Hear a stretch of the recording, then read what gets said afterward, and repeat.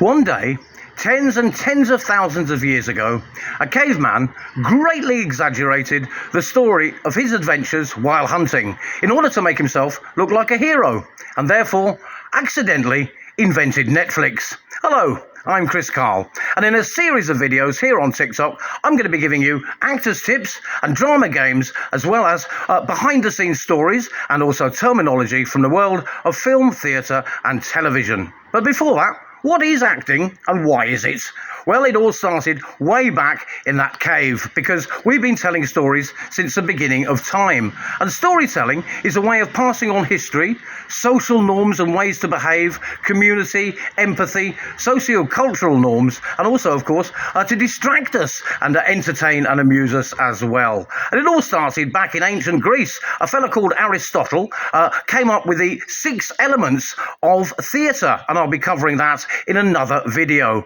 And the first actor is said to be a fella called Thespis, which is why actors are called thespians. And one day he jumped up on a wagon in the middle of a meat market and started reciting poetry using different voices and making exaggerated gestures. The people around him were both shocked and thought it was witchcraft. And that then, of course, evolved into theatre like Shakespeare. And then in the 20th century, a fella called Stanislavski in the Soviet Union told his actors to behave on stage in the same manner that people behave in real life, rather than using exaggerated gestures and stupid voices. And thus he invented realism, which is what we have today in all the wonderful Netflix series that we have. And all that way back from the caveman right through theatre and Shakespeare and all of the wonderful things that we've had, that has now evolved into stuff like the Kardashians, Love Island, and the Housewives of Who Cares Where. So all that history, totally worth it.